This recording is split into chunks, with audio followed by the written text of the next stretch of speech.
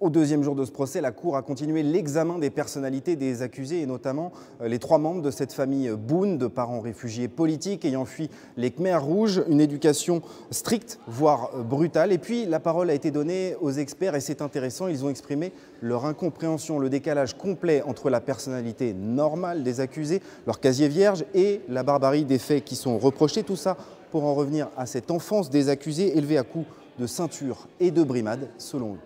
L'adulte n'est qu'un enfant couvert de cicatrices.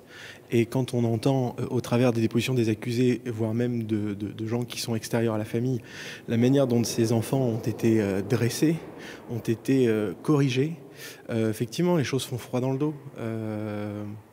Voilà, ça forcément, on ne peut pas imaginer qu'un adulte puisse se construire normalement.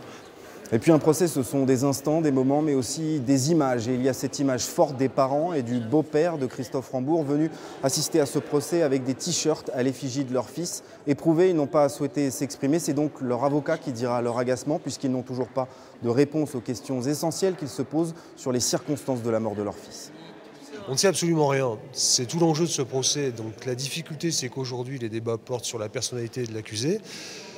Ce que je souhaite, en tout cas ce que souhaite la famille de Christophe Rambourg, c'est que Nari Boun, par exemple, qui aujourd'hui est si prolixe pour parler de son enfant, le sera autant pour parler du leur, parce que c'est le leur qui a disparu dans les conditions que vous connaissez. Demain, la Cour s'intéressera à la personnalité de celui qui est désigné par tous comme le leader de ce clan, décrit comme un homme violent et craint. C'est le seul qui, jusqu'ici, ne reconnaît pas les faits.